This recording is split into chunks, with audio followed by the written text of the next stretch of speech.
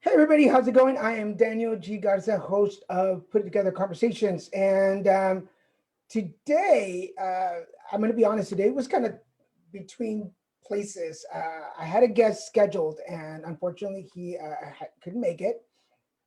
So there was a story that came out uh, about if anybody out there, if you are familiar with the singer Juan Gabriel, and I'm sorry, I am posting the show while we're talking. If you're familiar with Juan Gabriel, there is uh, there is a there is a song that he sang called El Noa Noa. Vamos a Noa Noa. Unless you're Mexican, you probably don't know the song. Uh, pero it was very popular. Juan Gabriel was very popular. He's still very popular. Anybody in the Mexican household knows Juan Gabriel. And so if you, sorry, I'm trying to post the shows as we're speaking. So if you're familiar with that, I read in an interview in the one of the magazines, and I'm going to find the magazine in just a minute. Uh, Share to my page. Sorry, I'm trying to do several things at once here. But I read in a magazine article that they were bringing back, uh, or they were opening up a bar called El Noa Noa Place. And I'm going to give you exactly where this is. Um, public. Don't you scroll through your Facebook sometimes and you're like, why is this locked in? It should be open to everybody. Like, no wonder nobody's commenting on it. Uh, but where are we? So Luis Octavio from the Noa Noa Place might be joining me shortly. I know that they're right before they open their space for the day, so I'm I'm not restricting them. We're going to be chatting here for a little bit, uh, but where is it? I just posted it the other day. By the way, I just ordered a bunch of really cool stickers too. Here we go. Instinct magazine had the article on Noa Noa. So it's the new queer Latinx bar, and it hopes to uplift mid-pandemic. And I'm going to read the article to you guys. Let me make sure that I'm here.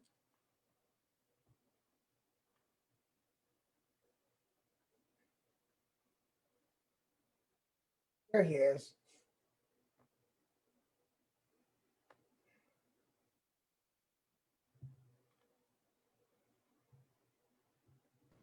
Hola, ¿qué tal? ¿Cómo estás? Luis Octavio, buenos días, ¿cómo estamos? Bien, mira aquí, Días son tardes, corriendo. ¿cuáles días? Uno que se levanta tarde por flojo, por eso. Sí, ¿Cómo ya estás? sé. Bien, gracias. Déjame acomodarme aquí. Estamos en la página de Put It Together Conversations en Facebook, por así, si quieres compartirlo con tu gente, puedes Okay. compartirlo. Let me get it here. Hablas inglés y español, ¿verdad? Porque Sí, sí, sí, vamos a andar Spanglish ahora. Este, claro.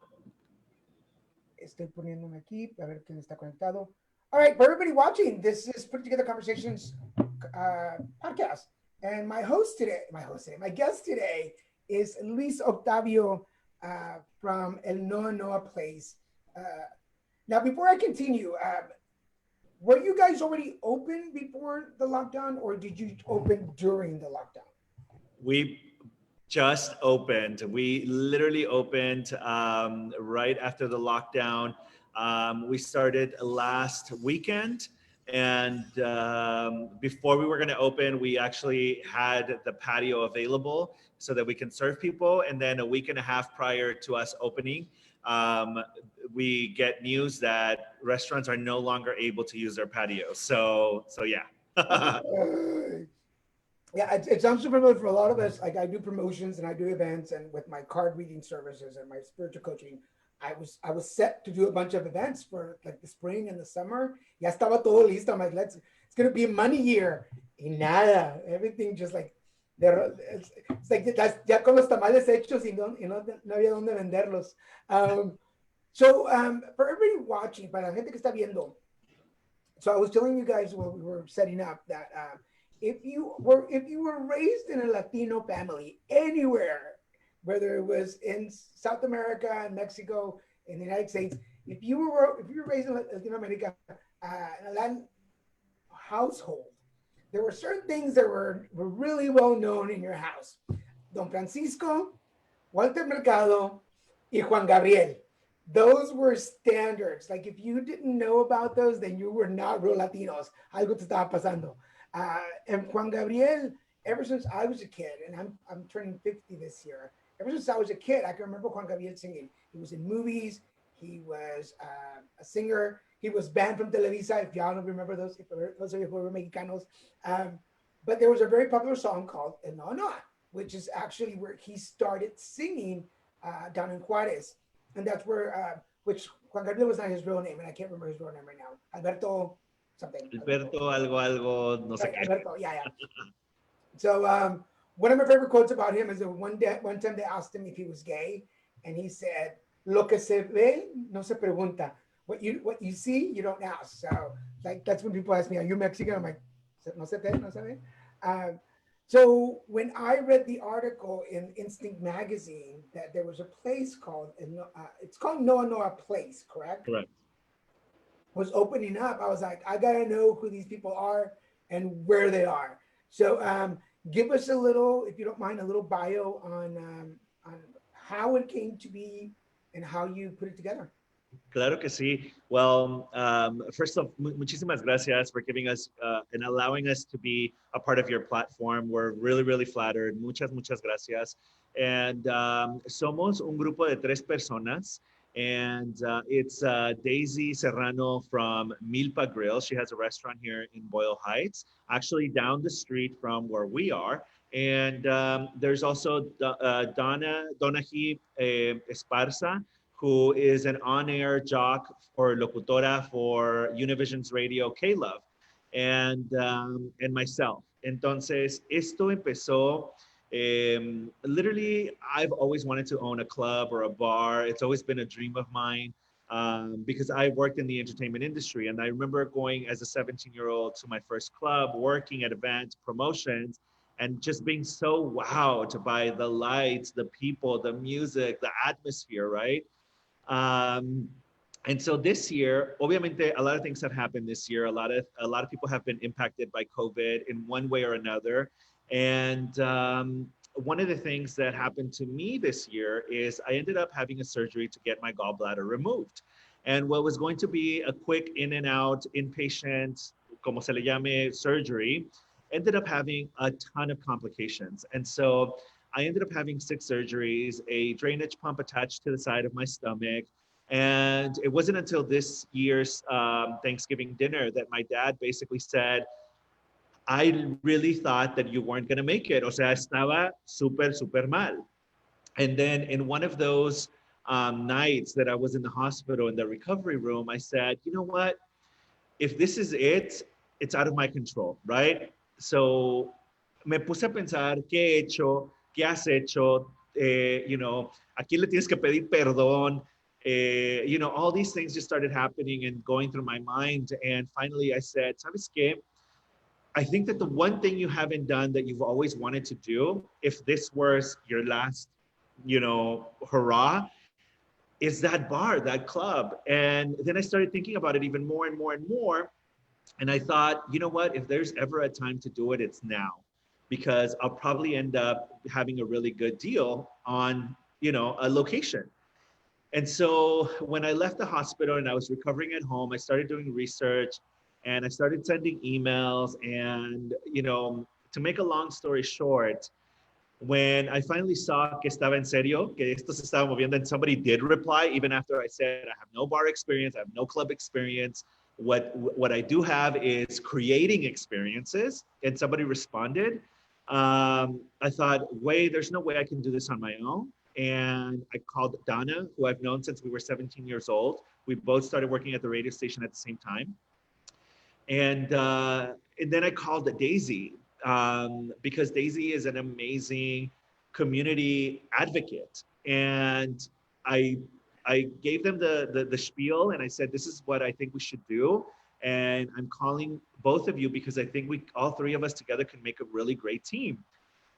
And I think that at the beginning they were a little bit nervous, right? Anybody who's in the right mind would think, wait, no mames, estás loco, Anyway, de la pandemia, like nobody's gonna show, and it's not the perfect time, right? But then I was able to convince them and say, listen, our community, the queer Latinx community, needs a space. We need to provide this. Believe me, you. And finally, we were able to come together, think of the name, and really just start working on it. And the place that we are in right now um, used to be an old sushi spot. Um, for many, many years in the Boyle Heights community, it was used to be called Tano Sushi. And when we came to see this location and do a walkthrough, it looked familiar, but of course it had changed because the previous ownership was a sports bar. So it had a lot of sports memorabilia. I walked into a man cave, right? Out of all things. And oh, and then I realized, wait a second, this used to be Tano Sushi. And then I thought, this is a sign because I went on a blind date to Tano Sushi before I was out of the closet. And I was like, this is a sign. Aquí va a suceder. This is where it's going to happen. And sure enough, we're here now. We just opened last weekend on December 5th. And the amount of support we got, the comments, I think we were hoping and expecting that people would show up. What we weren't hoping and expecting was people sharing their personal stories, their stories of how they sang here karaoke for the first time, how they got kicked out of their homes for coming out as gay, how their parents did accept them, how they are happy that they no longer have to drive out of their community to go to a space where they feel accepted and safe. right. So those comments this past weekend were definitely the fuel that my business partners and I needed it was that reaffirmation of, güey, están haciendo algo chido, Yeah. you know? I want to go back a little bit because we have something in common. We've both been through health issues that kind of boom. I'm a cancer survivor. My followers know about that. I went through cancer in 2015, and after that, I kind of thought, "Pues que, ¿qué vas a hacer con tu vida?" Like I was 40, I was turning 45, and I was like, "What are you gonna do now? Like, what do you, like? You've been doing everything people wanted you to do. Like, what do you really want to do with your life?" Um, what were, because I know the processes that I went when you're laying in bed and machines are beeping and there's Yeah. in your arms and um, what were the thoughts in your head? The thoughts in my head, I've always been a person that will try things. If you ask me how many businesses you've had, se me olvidó. A lot of them have failed. A lot of them haven't even seen the light of day. And for me, my biggest failure in life would be the what if feeling, because I would much rather fail at something, get up, and still have my health, right? Pero ahorita it was different because for the first time in my life, I felt like my health was compromised in one way or another. Like I'm a controlling person, so I'm a control freak. And I've gone to therapy because of it, and I still take therapy to this day. I know where it comes from, and now at least I know when I'm being controlling. I know that like I can see it now, and I can kind of, a ver, cálmate, you know. Um, so at that moment, I had no control. I had zero control over my health. Like at that moment, my hands were in the universe for the universe to do as it pleased with me. And I started thinking of the what if I would have done this? What if I would have done that? And the only what if that really weighed heavy was that I've always wanted to do a club or a bar, and I just never did, and I never had the means. So I thought, ¿sabes qué? No sé cómo le voy a hacer. Si tengo que pedir prestado, si tengo que do a GoFundMe. No sé lo que tenga que hacer, but I'm at least going to try. And I would much rather fail and not conseguir el dinero, but I tried it, than to not have even tried it. So that's what was going on through my mind. You're definitely a definition of where there's a will, there's a way. El que quiere lo logra. Like, Gracias. and I understand that sense of fear when I had some complications after my cancer and being in the hospital, and I was at the mercy of doctors and nurses and my partner, and I wasn't able to get out of bed by myself. And you're laying there, and people, I don't know, for anybody out there watching, if you have never been in that situation where you're in a hospital and in no control whatsoever, the only control you have is over your thoughts, and they can go in two directions. They can take you in the aquí ya se acabó, this is the end, or cuando salga, like when I get out of here, this is what I'm gonna do. And I feel like we have a kindred spirit in that. It's like, vamos a darle, like they're like I almost got stopped. The universe almost said, hey, ya se te acabó el tiempo, vámonos. And when they come back, the universe comes back. It's like, we're gonna give you another shot. A ver qué haces. Sí. You know what? You know what I mean? Like, sales corriendo. It's like, vámonos, let's go try something. Another question I have is why Noa Noa? As you mentioned earlier, I think there's certain staples in a Latino household, right? For me, in my particular case, la música de los Tigres del Norte, Juan Gabriel, and Fabuloso. Those are like staples. Like, I'm telling you, if we could drink Fabuloso, we probably would in my household. It's a staple. Yep. As I'm sure in many more Latino households, right? It's in my kitchen right now. Sí. Pero Noa Noa, porque cuando yo estaba chiquito, cuando tenía 2 años, antes de migrar a Estados Unidos, estaba muy de moda la canción de Querida, de Juan Gabriel. And my mom said that every time any of the Juan Gabriel songs would come out on TV or radio, I would always start like making noise or dancing, right? And as an older person, I started hearing Noa Noa even more and more, but it didn't click until the famous interview de Juan Gabriel, where he gets asked point blank, are you gay? Juan Gabriel is gay? Okay, you know, and then he answers with his famous quote, lo que se ve no se pregunta. And that to me felt like it was a slap on the face with a white glove to anyone who ever questioned any person. Oye, ¿será gay? ¿Es gay? ¿Eres gay? ¿Tienes hijos? ¿Tienes esposa? Like, ¿qué te importa? Right? Like, how is that going to make anything different? And I realized, like, oye, Juan Gabriel is admired by straight, gay, todo mundo, right? So his sexuality doesn't really matter. It's what he's done, and what he's done, and his gift to this world is his music, his talent, so música, right? So what does it matter?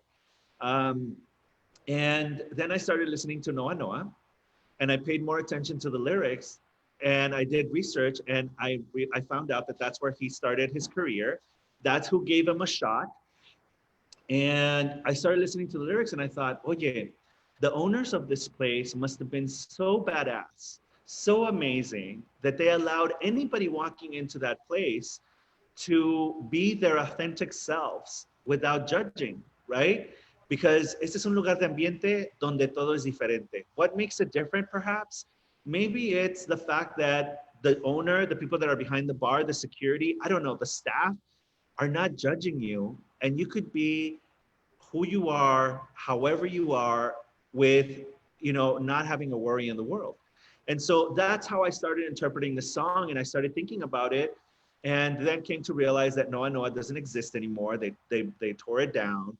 And y de ahí salió la idea. And we thought, you know, that's what we want. That's what we want this space to be. A space where the community feels safe, where the queer Latinx community feels they can be their authentic self. If they come in here with their partner, that they can hold hands, that they can kiss, that they can, you know, be who they are. And that, hey, why not? The heterosexual community is welcome here, so long as they're respectful and they're allies to our community. This is a space for anybody who is respectful and is an ally and obviously, clearly is part of the LGBTQ community. Before I ask you the next question, I want to remind everybody you are watching Put It Together Conversations podcast noon episode.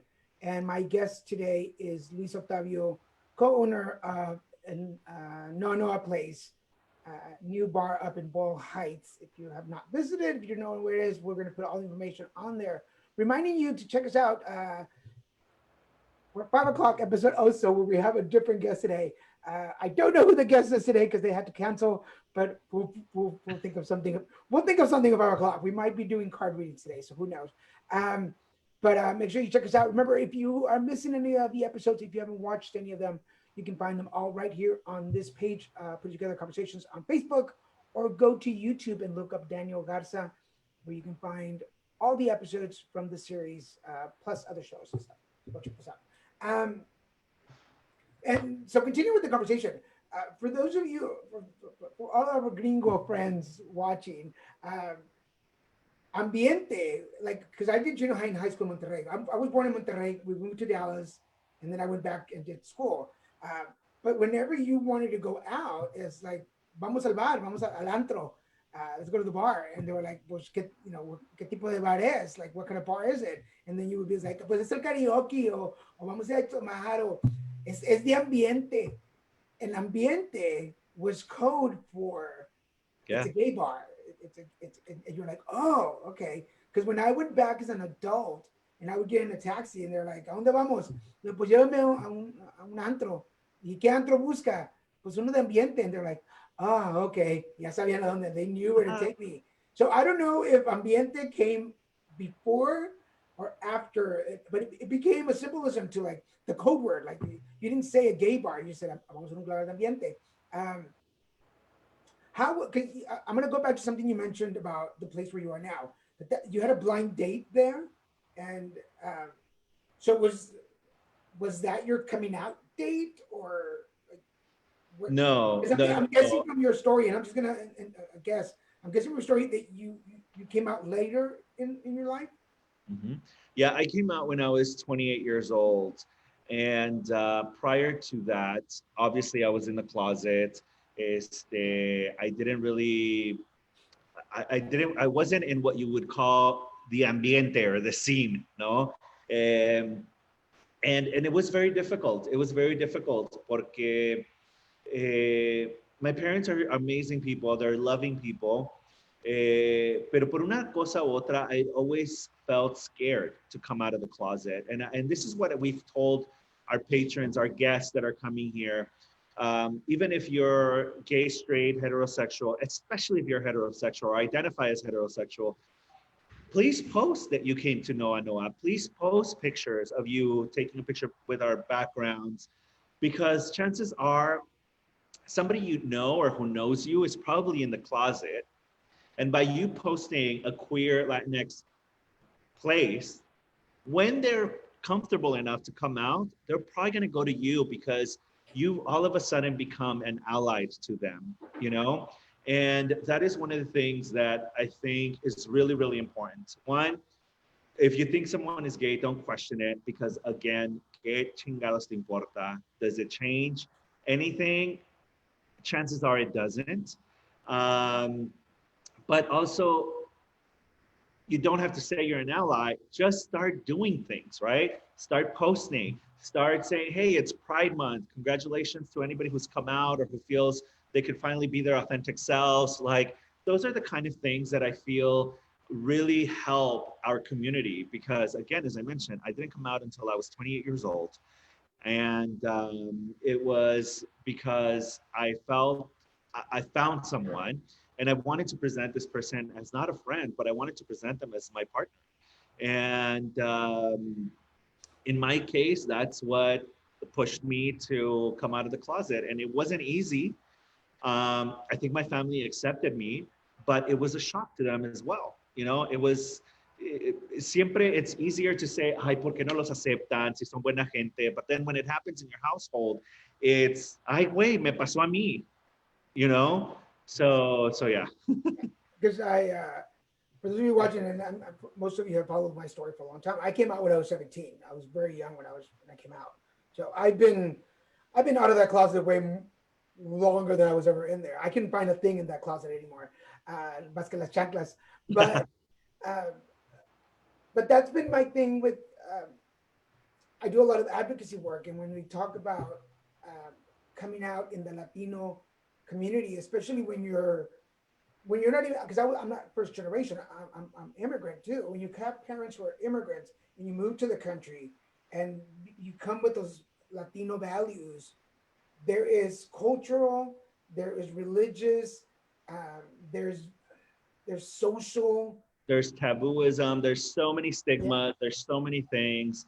And listen, I think, and I might get eaten up alive for saying this, pero en mi caso, aprendí que tenemos que ser pacientes con nuestros papás.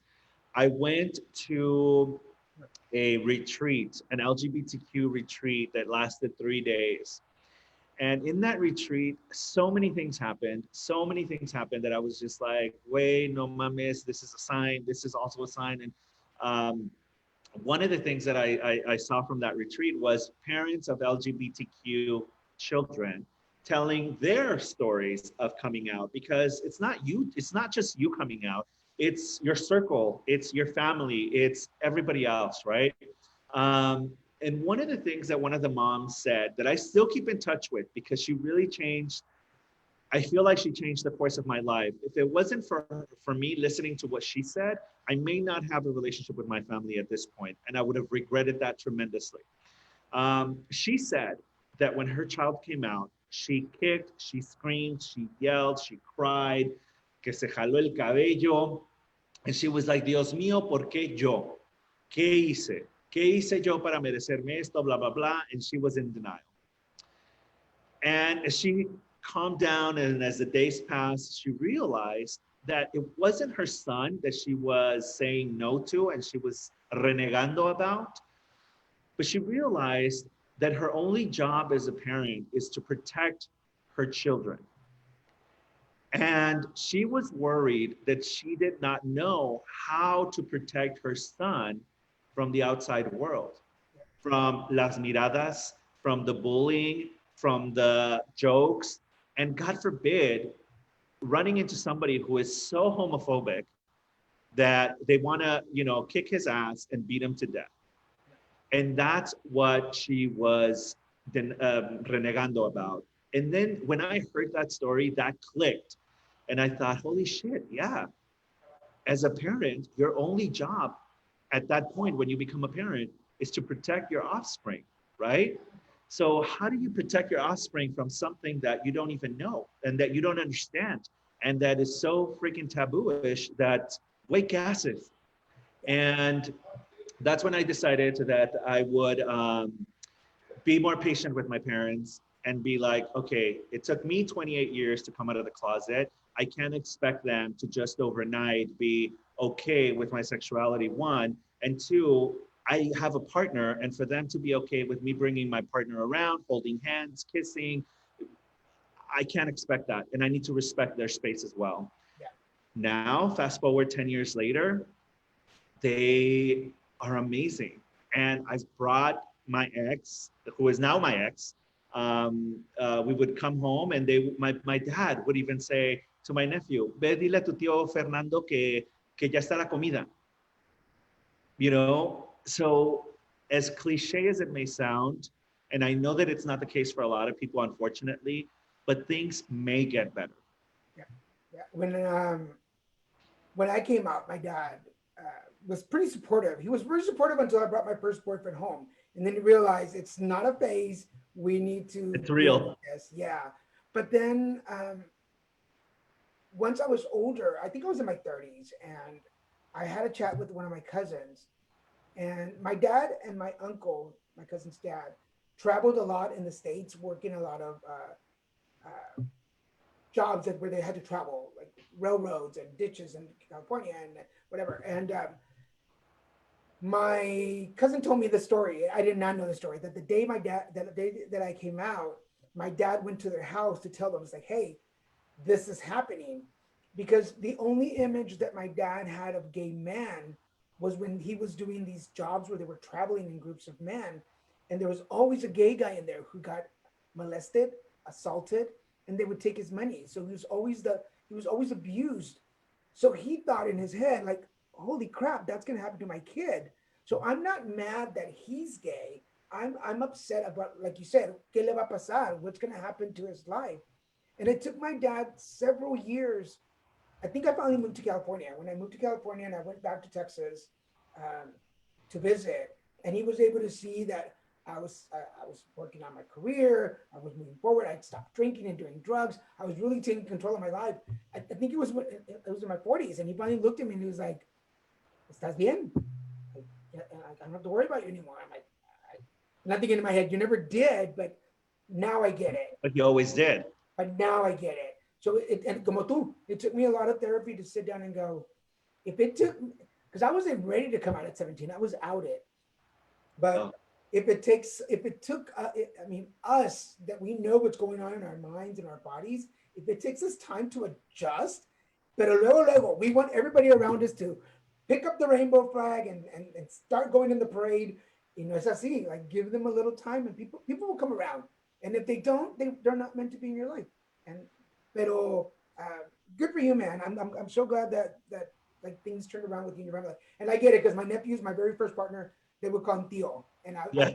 at first I was like, that's weird. But I don't know about you, but even I'm turning 50 this year, and even being out for so long, there are still things because of the culture que yo todavía también I'm kind of like why are we doing that? Porque like cálmate, like that's too joto. Cálmense, cálmense. But it's really cool. I want to know through this whole process of putting together Noa Noa Place, what have you learned about yourself? Um, wow, that's a great question. Me siento como en terapia. That's what the show is. I trick people. Have you spoken to my therapist? Chingada It's madre. a therapy intervention. This Octavio. No, just kidding. I've learned so many things. I mean, mira, one of the biggest things that I've learned from therapy is this controlling nature, right? And where it comes from. And me being controlling comes from not accepting my sexuality and being able to control everything else except for my sexuality, right? Um, and with this project, being able to work with two amazing women who are badass chingonas, and knowing when to just kind of step back. And we actually had a meeting this past Monday, and I apologized to both of them because I'm like, hey, listen, I know that I'm a control freak, and I know that I did things this week where I stepped over boundaries, where you were taking care of it, but then I went and tried to take care of it on my own. I'm sorry for that. Um, so one of the things that I've learned through this whole process is to, as Donna Esparza says, let's trust the process, right? We're here. We are already in this. Let's just trust that the pieces are going to fall in place, and let's, have faith in each other. Let's have faith in each other. So that to me is very difficult. And for those who know me know that, like, I obviously still need more therapy for it. Pero I am learning to do that. And I'm learning to call myself out. Call myself out when working with these amazing women because they all obviously bring so much to the table. Just as much, if not more, than I bring. So learning to trust the process, learning to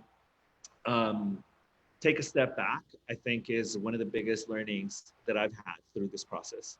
Yeah, because a lot of people don't. Some of my friends forget that like gay doesn't separate me from being a man. I'm still a man. Y luego Latino, y luego Garza, like because I agree with you. Like, I'm super controlling. There's a lot of things that like I'm in charge of, especially like you. I'm trying to launch my own production company. So trying to launch that, there's so many little details that people don't know about. So if you're not on top of it, So les digo, no, no se me quita lo sangrón. Like, I still want to control everything. Just because I'm gay doesn't mean that I need a man to do things for me. Like, I'm the man, and then there's nobody to delegate stuff to. So you're in charge. Yo soy el gato y el patrón, so let's do No everything. es todo. Yeah. How is it? Has that been a factor for you, being the dude in the process, and having to, not having to, but working with women? Because people know me, como digo, I'm real controlling. Like, men or women, if you're not doing what I tell you to do, like, you're gonna have issues. Pero opening Noa Noa Place, bringing in female energy. Did you feel like you knew, like each of you knew where were you? I know you can't speak for them, but did you feel like they knew your vision, like they knew where you were going? I try to be as detailed as possible. Uh, some of the items that I wanted to create, they didn't see it maybe at first, but then I kind of showed them visuals, you see. And I just have to say this. I was raised by an amazing woman, a woman who is kind-hearted, a woman who is a hard worker, a woman who doesn't have the time, but she makes the time to achieve her dreams while still tending to her family and to her children. Um, and my mother, I think, is my biggest example. And so is my father. Pero mi mamá más, porque she went back to school. She got a bachelor's degree, and she did it when in Mexico she flunked kindergarten 3 times. So I have seen women do amazing things. And I've been lucky enough to be surrounded by some of the most incredible women, not just by their achievements, but by who they are, by who their esencia is. Um, and I knew that doing this, I knew that I wanted to work with these two women specifically because I've seen their work, I've seen their ethic, and I've seen their commitment, and I know that they are the biggest allies to our community. And so, I mean, it's amazing. It's amazing. And I'm really blessed to be in the presence of these amazing women. And like I said, every time I've been in a position um, of authority, if you will, for a lack of a better word, where I need to hire people, I always try to hire women, women of color, minorities, and of course, queer Latinx people. That has always been my goal, because we don't get these opportunities as often. And I think that if I have gotten any of these opportunities, it has been because I've tried to have this passing demeanor, decorum, so that people don't question my sexuality. Now es muy diferente. O sea, I'll wear women's clothing. I will wear women's shoes. I will wear collares. And I like to express my joteria. And I like to express that, way, soy gay, soy Latino. And not because I'm gay and Latino, you're going to call me Luisito. Do not fucking call me Luisito because I will call you out on it, right? Because mi nombre no es Luisito and I'm not 5 years old. My name is Luis Octavio. Punto, you know? So I love it. I love working with these women. I would not have it any other way. That's awesome. And I totally like understand where that's coming from. Right? Uh, it took me a long, even as coming out so young, it took me a long time to break out of the stereotype. And for people watching in Mexico or Latino movies, especially like those movies of the 70s where there were like cabareteras and all these bar movies, there was always like a gay guy in the movie. And he was either the seamstress or the bar help or Or the somebody. butt of every joke. Yeah, and that's what I was gonna say. Yeah, and he was made fun of. He was put down. Somebody would always abuse him, and I grew up seeing that and thinking, "Was that's gonna be my life? Like I'm meant to be alone, ridiculed, um, having these low life, not low life jobs, but you know, in the movies they were, it was meant to be symbolized as Mm. that's the shitty job. And I thought, okay, well that's it. And then I started growing up and meeting other gay people and thought, wait a minute, that's not the life I'm supposed to have. I'm still gay, but I'm still Latino, and I still have some orgullo, like I'm proud of who I am. And it took, and people, I'm not going to go on along with the story, but when I signed up with SAG to be an actor, there was already a Daniel Garza registered. So they're like, you need a middle name or initial. So I said G because my middle name is Level. And I was like, well, Daniel G. Garza. And that the moment, dude, there's something about the moment that they gave me that paper, I was like, you're Daniel G. Garza now. Like you're a Latino actor, you're starting your own business, you're putting yourself out there as a gay Latino man, and you need to be a good representative of that because there will be somebody there, and for everybody watching, no matter how insignificant you think you are, there is always somebody watching you, and they will follow your lead, whether you're doing good or bad. They will follow your lead.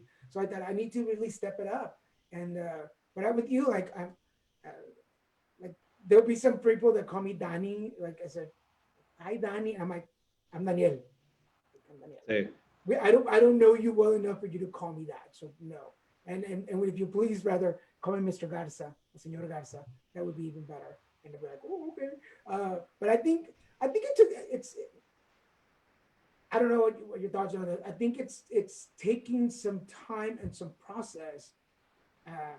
Because even though the gay community in the United States is very open, it's taking the Latino community, the gay Latino community, a little bit more time because we have to jump over those barriers of culture and religion. But once you, but let me tell you, folks, everybody watching, once you jump, uh, no pun intended, but once you jump over that wall, man, it's like you own yourself, and it's pretty powerful. So I'm so proud to know you. I'm so proud. I'm so happy that you accepted the invitation to come on at such short notice. For everybody, I just contacted them like earlier this week, and for I already had a guest for noon today, but he canceled, and I was like, well, I thought Dios mío, like he put it together. For everybody watching, we are 15 minutes before the end of the show. This is Put Together Conversations podcast, and I am your host Daniel G. Garza, and my guest today is Luis Octavio, co-owner of Noa Noa Place of the Boyle Heights, a new antro. De ambiente, de ambiente. Ambiente, un antro de ambiente opening up. Oh, they opened up already. Sorry, so make sure you Yes, go check it yes. out. This is usually the part of the show where I ask my guests to offer some words of wisdom to our listeners and watchers. So, Luis Octavio, what words of wisdom do you have to share? Híjole. I think the words of wisdom, especially for this year, is have you taken risks? Do you have more what if feelings or failures? Because I think that in our community, we are taught that failures are bad. And I would see it the opposite. I think we need to start thinking in a different mentality. Failures mean you took a risk. You made something happen, whether it failed or it didn't, but you tried it. And now you have the recipe, right? If you want to try it again, you now know what not to do. I think the biggest failure in life is not failing because then you'll never know. So my words of wisdom would be hazlo. If it doesn't, if it doesn't impact your health, if it doesn't impact your, you physically, hazlo, hazlo. Because as long as you have your health, if you fall, if something doesn't work, and if you invested the money and it didn't work, listen, you invested in yourself, and you get up, and you go on. Life goes on. So that would be it. Yeah. Uh, Not long ago, somebody posted on one of the Facebook groups that I'm part of, podcast group. They were asking, post your very first video or podcast. And I went back on YouTube and found one from 2008. And it was called 1 Minute with Daniel. And it is so, it's not horrible. No, porque it's not horrible because it's me, right? You still get all this guapura on the video, but Yeah. I listen to myself and I'm like, oh, what were you thinking? And you put that on YouTube. It's still there. If you want to go check it out, you can go We find it on will. We YouTube. shall. Yes, it's on YouTube, and it's something about relationships. And go find it. Go subscribe to my YouTube. I need subscribers. Pero I went back and found that 1 minute video, and I thought, man, that was 2008 when you posted that. Look how far you come. And there's been other series. I did a minute with Daniel, then it was 5 minutes, and then it was a whole 10-minute episodes. And now we're here with my own shows. I host 4 shows. So so go get some bruises on you, get some bumps on your head, fall a couple of times, because I guarantee you'll learn. And then eventually you get to the point where like, wait a minute, it's like a Mario Brothers game. Like, wait a minute, if I go through that, I'm gonna die. No me meto. So you have to learn. Exactly. That's a great analysis. Tell everybody where you are located, your hours, and what do you provide there? What do you have? Yes, we are in the beautiful city of Boyle Heights, almost corner of Soto and First Street. And the address is 2321 East First Street. I'm sorry. But you can find it on our Instagram. That's the easiest way. Noa Noa Place on Instagram. You'll see the hours. Right now, we actually Saturday and Sunday we open from 1 to 9, and it's only to go. So please come and visit us. Come have the to go experience. Get one of these amazing cups that people have been raving about. We didn't think it was going to be all the rave, but people seem to love them, and they've come back to collect the different cups because we put stickers on them. They're also featured on our Instagram, so you can take a look at them. And while you wait to get your food, you can take pictures behind these amazing Instagrammable walls. We have 3 of them, and share us on Instagram. So I would definitely recommend the Chorizo Pizza. It's become one of my favorite ones. Chef Jonathan has done an amazing job at creating this recipe for Noa Noa. And then there's the en la Mole Pizza. There is the Al Pastor Pizza. And literally, I feel like all of our food here at Noa Noa is really, really unique. It's really great. And if you don't believe me, go check out our Yelp, which has amazing reviews of the pizzas and the tater thoughts and the wings. Todo está increíble. So before we continue, Ida on our message board is saying failures are lessons in disguise. Very, very wise. That is very true. Very true. Yes, I did see that the glasses with the. We're gonna have to talk about that when we're done here because I'm not close by. How dare you not be like right down the street from me? Like this is not possible.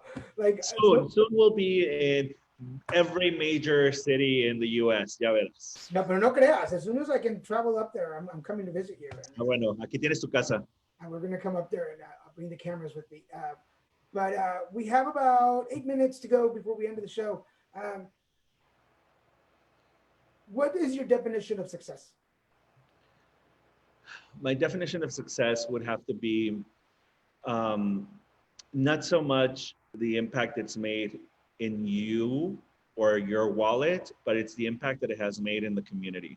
That is a major success. I'm also the co-founder of Molcajete Dominguero, that prior to COVID, it was the largest Latinx pop-up in the country. We started with 35 brands, meaning vendors, because we don't call our vendors vendors, we call them brands, because their products are amazing products that can very well compete against big box retail products that you would find in the stores. And we now have over 600 registered brands. So Molcajete Dominguero has become a huge success in the sense that it's inspired a lot of people to start creating and to start their own entrepreneurship journey. It's awesome. I think that is because we for a long time the Latino community has this cangrejo. I don't know if you're like the cangrejos. Yep. Like if you're crabs for everybody. Not that we have crabs, so don't go there. But the crab syndrome is where one crab tries to get out of the bucket and the other ones knock it down. And for a long time, the Latino community, we had that reputation. And some places still do that. Listen, we still do. We have a hashtag that we'd love to use, que es hashtag no seamos envidiosos. And it's something that I think we need to remind ourselves. Like, hey, listen, I'm not sitting here saying that I'm not envidioso. Yes, I am, but I have to catch myself. And that is where I can make a difference. When I catch myself being envidioso, just for being envidioso. Yeah. And I think we all do that. We're human, but it's different to be envidioso and be that crab that you're mentioning, or be envidioso, catch yourself, and hey, let's help this crab fucking get out, right? And then the other thing is, when you get through those big doors, I know that a lot of people use this, ¿cómo se llama? Analogy. When you get through that big door, don't just get through that big door, hold that fucking door open so that your community can come. Yeah. You know, that is important.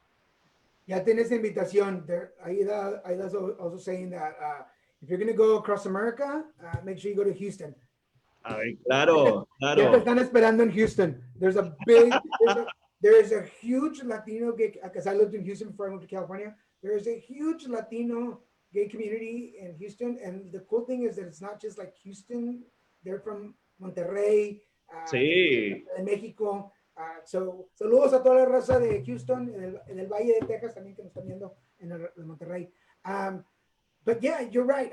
One of the great things that I found out when I started my show, my podcast 8 years ago, was that there was not a lot of Latino podcasters out there. It was really a lot of the Anglo-Caucasian groups. And then there were some other groups out there, but Latinos no había muchos. And so I did a Spanish show for a long time. I found it really hard to get Latinos on my show. They were very protective of their services or their brand or what they were doing. I was like, I'm not here to take away from you. I want people to know what you're doing. Like, I'm trying to highlight you. Hashtag no seamos envidiosos. Yeah, and even on this show right now, I put out, like, if I've reached out to you, please respond. Contésteme las llamadas, por favor. Mándenme la email. It's so hard sometimes to get Latinos to come on the show. And I don't know what the fear is. But one of the most beautiful things that I found doing this for 8 years is the collaboration.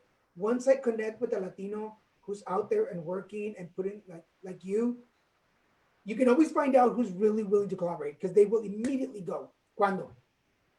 Yeah. There is nothing like, pues cuánta gente te sigue? Like, how many followers? And where is your son? Me caga eso. Me super caga. I'm like, ¿sabes qué? Ve, métete tus followers por donde te quepan, because no tiene nada que ver. Yeah, I believe that, like, I know now that, because I'm always, when you're a business owner, you have to, people are like, you always have a motive. I'm like, I'm a business owner. I have to have like an intention for what I'm doing. But it's also about collaborating. Like, now I know, like, now I consider you a friend now. Like, now we've shared, like, really. Gracias, igualmente. It is amigo. But we're also both business owners. So, like, how can I help you become better? Because now my listeners, my followers know you. And now your followers know me. So we just made that table bigger for both of us. Like, what could be better than that? Like, vente, vámonos. Like, who knows? As soon as this is over and we can start visiting, we'll bring the cameras to put it together to Noa Noa Place and have a show live from there and talk to me. Like, you know, there's all these possibilities. Pero no se cierre, mi gente. No se cierren, que no les dé miedo conectarse. Don't be afraid of connecting with people. I just got chills. It's so beautiful when you can collaborate. And I'm not gonna lie, I was super nervous. I was like, this was put together way too quick. I don't know if they're gonna make it. Can they, like, because I know that, like, connecting we're doing it on Instagram, and I was like, I haven't really talked to him. Like, what's gonna happen? Y luego, como tú, it was like noon, and I was like, ¿dónde estás, Luis Octavio? Bien novela. Luis Octavio, ¿por qué no estás aquí? And then, but you know, for everybody out there, just give yourself a chance. Give yourself a chance, especially if you're Latino. Give yourself a chance. Give yourself the opportunity. Give yourself permission to connect with other Latinos, and you will be so amazed at the beautiful things we can do together. There's a really beautiful, ¿verdad? Anything else before we go? No, muchas gracias. Thank you so much for allowing us to take space in your platform. To all of your viewers, muchas gracias for paying attention, for listening, for viewing this. Y por favor, compártanos. That's the biggest flattery that we can get. Compártanos, let people know.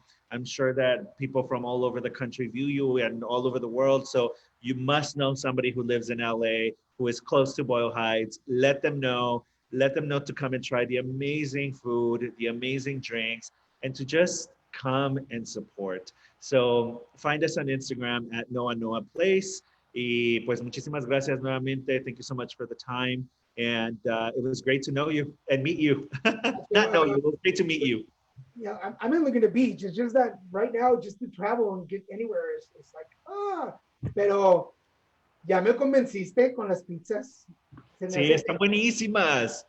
I'm gonna have to message you and tell you when I'm gonna come out there, because you're not far from me. It's just for everybody, for everybody that's watching, it's really not that far. It's just that right now with everything going on, you're just kind of like, do I want to leave my house right now? Like, do I want to get out of here? And I know you're about to open at 1:00, so I don't want to keep you longer. But se me hace que I'm gonna have to take a road trip. Like, yeah, do it. Aquí tienes tu casa. I'll send you a message and let you know, because I want one of those cups. I want one of those cups for my collection. Bueno, aquí te estarán esperando. Let's say goodbye, everybody. For everybody watching, you have been watching, and yes, community is key for all of us. La raza, comuníquense. If you want to be on the show, if you know somebody who could be on the show, if you want to tell your Put It Together story, please get in touch with me.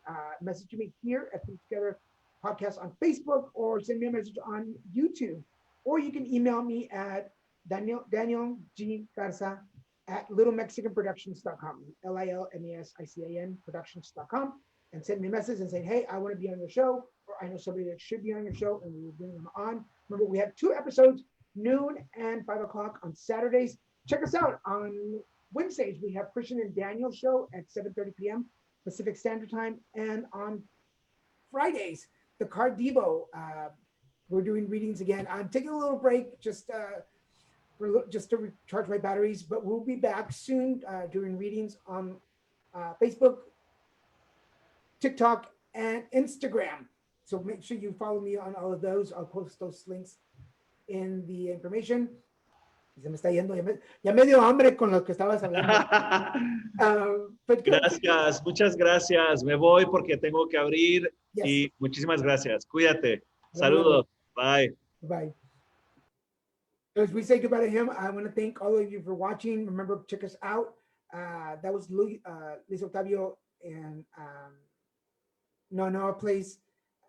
They open at 1, so they have to go. I usually try to keep them as long as I can, but this time. Remember, watch us Wednesdays, Christian Dana Show, Fridays, Card Devo, and on Saturdays, Put Together Conversations, 2 shows, noon and 5:00. For now, I want to thank you guys for watching. We'll see you next time.